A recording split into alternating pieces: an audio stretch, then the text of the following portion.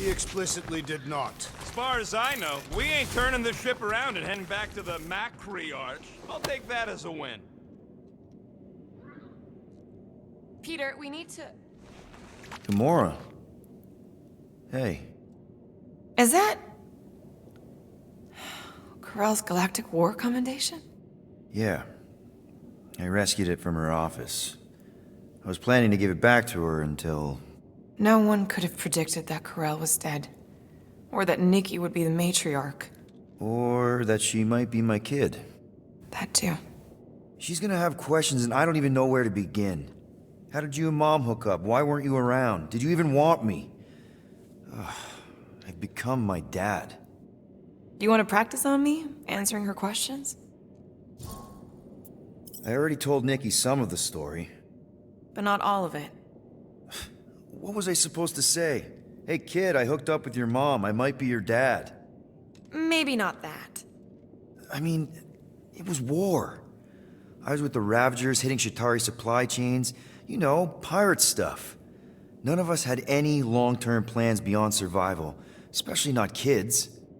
Hell, I only met Corell because I heard Earth was in Shatari's crosshairs. Mercury, yeah, I remember. Richard Ryder established an outpost on the planet's surface. An undermanned, undergunned, and horribly outnumbered outpost that didn't stand a snowball's chance in hell when the Shatari launched a sneak attack. Obviously, I had to do something. Nikki would understand that, I think. It was so close, Gamora. By the time I convinced Yondu to help, the outpost had fallen.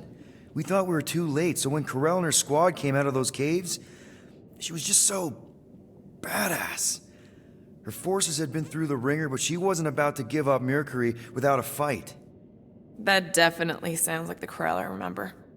I tried to convince Yondu to stay and help retake the outpost, but he saw no profit in dying, so I stayed instead.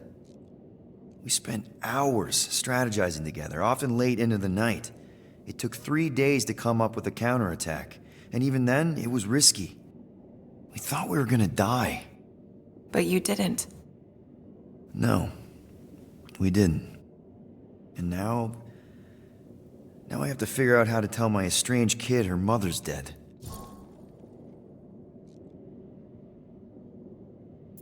Corell never told me about Nikki. She had a chance to tell me 3 years ago and she didn't.